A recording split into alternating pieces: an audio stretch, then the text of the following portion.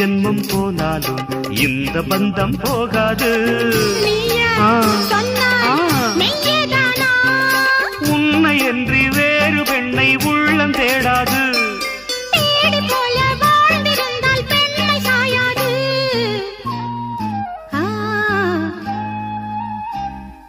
பூவே உன்னை நேசித்தேன், பூக்கள் கொண்டு பூசித்தேன். உண்மை சொல்ல யோசித்தாய், கோழை போல யாசித்தாய்.